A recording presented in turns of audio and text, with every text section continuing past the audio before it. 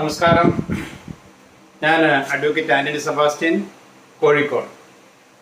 നിങ്ങളെല്ലാ ആൾക്കാരെയും ഞാൻ multi level marketing legal discussion വേദിയിലേക്ക് സ്വാഗതം ചെയ്യും.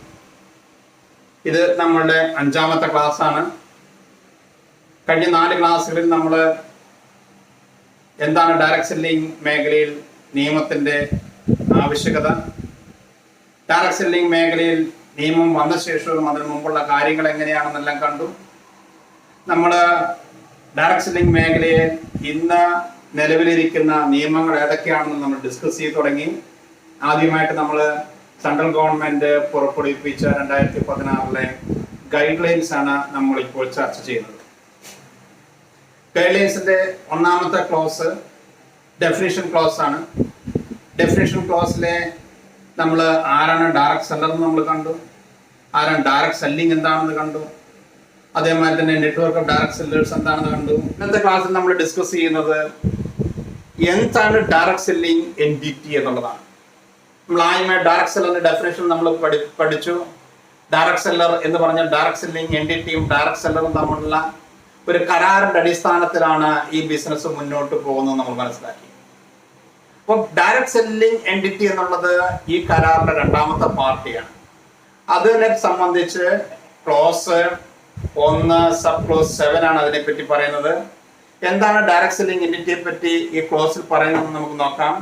Direct selling entity means an entity not being engaged in a pyramid scheme which sells or offers to sell goods or services through a direct seller. വളരെ specific ആയിട്ട് പറയുന്ന ഡെഫിനിഷനാണ്. അതിനൊരു proviso close ഉണ്ട്, ഒരു നിബന്ധന വെച്ചിട്ടുണ്ട്. അതിങ്ങനെയാണ് പറയുന്നത്: provided that direct selling entity does not include any entity or business notified otherwise by the government for set purposes from time to time. വളരെ വ്യക്തതയുള്ള ഒരു ഡെഫിനിഷനാണ്. ഈ ഡെഫിനിഷനിൽ പറയുന്ന വെച്ചാൽ ഡയറക്റ്റ് സെല്ലിംഗ് എൻറ്റിറ്റി വെച്ചാൽ ഒരു എൻറ്റിറ്റി ആയിരിക്കണം. ഒരു കമ്പനിയോ അതല്ലെങ്കിൽ limited liability partnership, public company, private company, anyway ഒരു ലീഗൽ എൻറ്റിറ്റി ആയിരിക്കണം. ആ ലീഗൽ എൻറ്റിറ്റി എന്തായിക്കൂടാ, പിരമിഡ് സ്കീമിൽ എൻഗേജ് ചെയ്യാൻ പാടില്ല. അവരുടെ പ്രോഡക്റ്റ് സർവീസ് വിൽക്കുന്നത് അവരുടെ ഡയറക്റ്റ് സെല്ലേഴ്സിൽ കൂടി ആയിരിക്കണം. അപ്പോൾ ഒരു ചോദ്യം വരുന്നുണ്ട്, ഡയറക്റ്റ് സെല്ലേഴ്സിൽ കൂടി അല്ലാതെ പ്രോഡക്റ്റ് വിൽക്കാൻ പറ്റുമോ? കൺസ്യൂമേഴ്സിന് നേരിട്ട് വിൽക്കാൻ പറ്റുമോ? ഡയറക്റ്റ് സെല്ലിംഗ് കമ്പനികൾക്ക് ഒരിക്കലും അവരുടെ പ്രോഡക്റ്റ് കൺസ്യൂമേഴ്സിന് നേരിട്ട് വിൽക്കാൻ പറ്റില്ല. അവർക്ക് അവരുടെ പ്രോഡക്റ്റ് ഡയറക്റ്റ് സെല്ലേഴ്സിൽ കൂടെ മാത്രമേ പബ്ലിക്കിലേക്ക് കൊടുക്കാൻ പറ്റുള്ളൂ. ഏതെങ്കിലും കമ്പനി അവരുടെ പ്രോഡക്റ്റ് കൺസ്യൂമേഴ്സിന് നേരിട്ട് കൊടുത്താൽ രജിസ്റ്റേർഡ് കൺസ്യൂമേഴ്സ് അതല്ലെങ്കിൽ രജിസ്റ്റേർഡ് ഡയറക്റ്റ് സെല്ലർക്ക് അല്ലാത്ത ഒരാൾക്ക് കൊടുക്കുന്നുണ്ടെങ്കിൽ അത് ഇല്ലീഗലാണ്. ഡയറക്റ്റ് സെല്ലിംഗ് എൻറ്റിറ്റിയുടെ ഡെഫിനിഷനിൽ വരില്ല. ഡയറക്റ്റ് സെല്ലിംഗ് എൻറ്റിറ്റിയുടെ പ്രോഡക്റ്റുകൾ, മൾട്ടി ലെവൽ മാർക്കറ്റിംഗ് കമ്പനിയുടെ പ്രോഡക്റ്റുകൾ അവരുടെ ഡയറക്റ്റ് സെല്ലേഴ്സിൽ കൂടെ മാത്രമേ പബ്ലിക്കിന് കൊടുക്കാൻ പറ്റൂ. ഡയറക്റ്റ് സെല്ലർ അല്ലാത്ത ഒരാൾക്ക് ഡയറക്റ്റ് സെല്ലിംഗ് കമ്പനികളുടെ പ്രോഡക്റ്റ് നേരിട്ട് വാങ്ങാൻ പാടില്ല, നേരിട്ട് കൊടുക്കാനും പാടില്ല. ഇതാണ് ഈ ഡെഫിനിഷൻ വളരെ വ്യക്തമായിട്ട് പറഞ്ഞത്. ഇതിനുള്ളൊരു നിബന്ധന പറയുന്നുണ്ട്, എല്ലാ പ്രോഡക്റ്റുകളും മൾട്ടി ലെവൽ മാർക്കറ്റിംഗിൽ കൂടെ വിൽക്കാൻ പറ്റുമോ? പല ആൾക്കാരും ചോദിക്കാറുണ്ട്, ഡയറക്റ്റ് സെല്ലിംഗിൽ കൂടെ എല്ലാ പ്രോഡക്റ്റും വിൽക്കാൻ പറ്റുമോ? എല്ലാ പ്രോഡക്റ്റും വിൽക്കാൻ പറ്റില്ല. നമ്മൾ കഴിഞ്ഞ ഡെഫിനിഷനിൽ കണ്ടു, ഡയറക്റ്റ് സെല്ലിംഗ് ബിസിനസ് എന്താണ്? Direct selling means marketing, distribution and sale of goods or services എന്ന് പറയുന്നത്. ഇപ്പൊ എന്ത് ഗുഡ്സ് എന്ന് നമ്മൾ കണ്ടു, സെയിൽ ഓഫ് ഗുഡ്സ് ആക്ടിന്റെ സെക്ഷൻ 2(7) പ്രകാരം നമ്മൾ കണ്ടു എന്താണ് goods.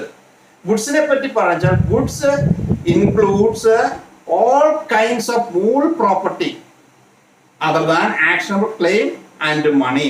All kinds of movable property, movable ആയിട്ടുള്ള പ്രോഡക്റ്റുകൾ മാത്രമേ, ഗുഡ്സ് മാത്രമേ ഇതിൽ കൂടെ വിൽക്കാൻ പറ്റുള്ളൂ. അതായത് സ്പെസിഫിക് ആയിട്ടുള്ള ലൈസൻസ് ആവശ്യമുള്ള പ്രോഡക്റ്റുകൾ വിൽക്കാൻ പാടില്ല. ഏതെല്ലാം പ്രോഡക്റ്റുകൾ, ഏതെല്ലാം ടൈപ്പ് ബിസിനസ്സുകൾ ഡയറക്റ്റ് സെല്ലിംഗ് എൻറ്റിറ്റിയിൽ കൂടെ, ഡയറക്റ്റ് സെല്ലിംഗിൽ കൂടെ ചെയ്യാൻ പറ്റും? നമ്മൾ ആദ്യമേ നമ്മൾ കണ്ടു, ഗുഡ്സ് ഓർ സർവീസസ് മാത്രമേ ഡയറക്റ്റ് സെല്ലിംഗ് ബിസിനസ്സിൽ കൂടെ ചെയ്യാൻ പറ്റൂ. അപ്പൊ എന്താണ് ഗുഡ്സ് എന്നുള്ളത് നമ്മൾ കഴിഞ്ഞ ക്ലാസ്സിൽ കണ്ടു. അപ്പൊ ഇവിടെ ഒന്നും കൂടെ വളരെ വ്യക്തമായിട്ട് പറയാണ് ഏതൊക്കെ ബിസിനസ് ചെയ്യാൻ പാടില്ല.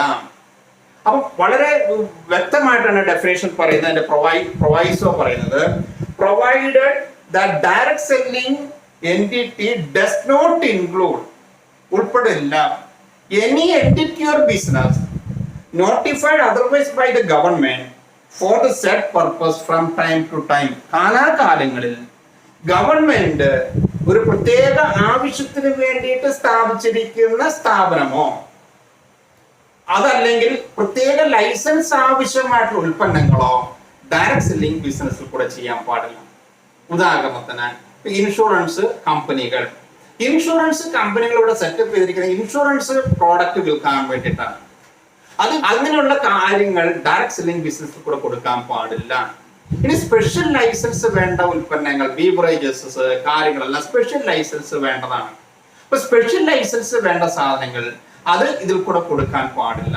അപ്പൊ സ്പെഷ്യൽ ലൈസൻസ് വേണ്ട ഉൽപ്പന്നങ്ങളും അല്ലെങ്കിൽ സേവനങ്ങളും അതല്ലെങ്കിൽ പർട്ടിക്കുലർ ആവശ്യത്തിന് വേണ്ടി ഗവൺമെന്റ് കാലാകാലങ്ങളിൽ സ്ഥാപിച്ചിരിക്കുന്ന കമ്പനികളോ അല്ലെങ്കിൽ സ്ഥാപനങ്ങൾക്കോ ഡയറക്ട് സെല്ലിംഗ് എൻറ്റിറ്റി ആകാൻ പാടില്ല. അപ്പൊ വളരെ വ്യക്തമാണ്.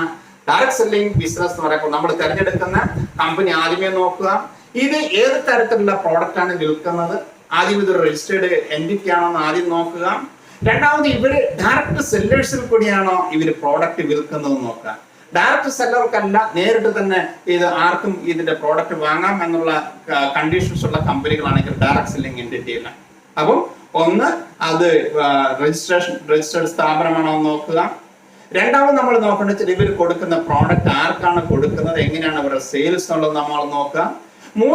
മൂന്നാമത്തെ കാര്യം നമ്മൾ നോക്കേണ്ടത് വെച്ചാൽ ഇത് ഗവൺമെന്റിന്റെ സ്പെഷ്യൽ ലൈസൻസ് വേണ്ട ഉൽപ്പന്നമാണോ.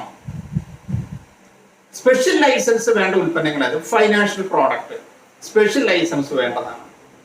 ഇൻഷുറൻസ് മറ്റുള്ള കാര്യങ്ങൾ സ്പെഷ്യൽ ലൈസൻസ് സ്പെഷ്യൽ കമ്പനി തന്നെ അതിന് ഫോം ചെയ്തിട്ടുണ്ട്. അപ്പൊ അങ്ങനെയുള്ള കാര്യങ്ങൾ വിൽക്കുന്ന പ്രോഡക്റ്റുകളാണെങ്കിൽ അത് ഡയറക്ട് സെല്ലിംഗ് എൻറ്റിറ്റിയുടെ പരിധിയിൽ വരുന്നതല്ല. ഡയറക്ട് സെല്ലിംഗിൽ കൂടെ പൊതുവെ വിൽക്കുന്ന ഉൽപ്പന്നങ്ങൾ കോമൺ ആയിട്ട് സ്പെഷ്യൽ ലൈസൻസ് ഒന്നും ആവശ്യത്തിൽ വേണ്ടാത്ത ജനറൽ ഉൽപ്പന്നങ്ങളാണ്, ഗുഡ്സ് ഓർ സർവീസസ് ആണ്. അപ്പോൾ ഇത്രയും കാര്യങ്ങൾ നിങ്ങൾ ശ്രദ്ധിക്കുക.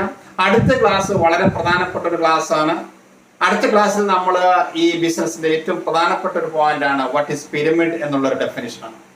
വളരെ പ്രധാനപ്പെട്ട ഈ ഡെഫിനിഷൻ നിങ്ങൾ വ്യക്തമായിട്ട് പഠിക്കണം. ഈ ക്ലാസ്സിന് ഒരു പ്രത്യേക അജണ്ടകളൊന്നുമില്ല. ഡയറക്ട് സെല്ലിംഗ് ബിസിനസ് വളരെ പ്രധാനപ്പെട്ട ഒരു ഇൻഡസ്ട്രിയായി മാറി. ഇന്ന് ഓഗസ്റ്റ് 3-ാം തീയതിയാണ്. ജൂലൈ 20-ാം തീയതി consumer protection act government implement ചെയ്തു. ഇ കൊമേഴ്സിന്റെ റൂൾസ് നിലവിൽ വന്നു. ഡയറക്ട് സെല്ലിംഗിന്റെ റൂൾസ് അടുത്ത് തന്നെ നിലവിൽ വരും. വളരെ പ്രധാനപ്പെട്ട ഒരു ബിസിനസ് അല്ലെങ്കിൽ വ്യവസായ മേഖലയായി മാറി ഡയറക്ട് സെല്ലിംഗ് ഇൻഡസ്ട്രി. അപ്പൊ ഡയറക്ട് സെല്ലിംഗ് ഇൻഡസ്ട്രി എല്ലാ ആൾക്കാരും ചെയ്യുമ്പോൾ ശരിയായ കമ്പനി തിരഞ്ഞെടുക്കണം. ഇത് മാത്രമേ നമ്മുടെ പ്രയോറിറ്റി ഉള്ളൂ. ഏത് കമ്പനി ചെയ്താലും കുഴപ്പമില്ല, ചെയ്യുന്ന കമ്പനി ലീഗലായിരിക്കണമെന്ന് മാത്രം. ഓക്കെ, അടുത്ത ക്ലാസ്സിൽ നമ്മൾ ഡിസ്കസ് ചെയ്യുന്നത് പിരമിഡ് എന്താണെന്ന് സംബന്ധിച്ചാണ്. ഈ ബിസിനസിന്റെ ഏറ്റവും പ്രധാനപ്പെട്ട ഡെഫിനിഷൻ ആണ് പിരമിഡ് എന്നുള്ളത്. പല ആൾക്കാർക്കും തെറ്റിദ്ധാരണയുണ്ട് പിരമിഡ് എന്ന് പറഞ്ഞാൽ ബൈനറി ആണെന്നുള്ളത്. ബൈനറി അല്ല, സൺഫ്ലവറും അല്ല. പിരമിഡ് എന്ന് പറഞ്ഞു കഴിഞ്ഞാൽ ഗവൺമെന്റ് കുറച്ച് കണ്ടീഷൻസ് പറയുന്നുണ്ട്, ഇന്നൊക്കെ കാര്യങ്ങൾ ചെയ്യണം, ഇന്നൊക്കെ കാര്യങ്ങൾ ചെയ്യാൻ പാടില്ല.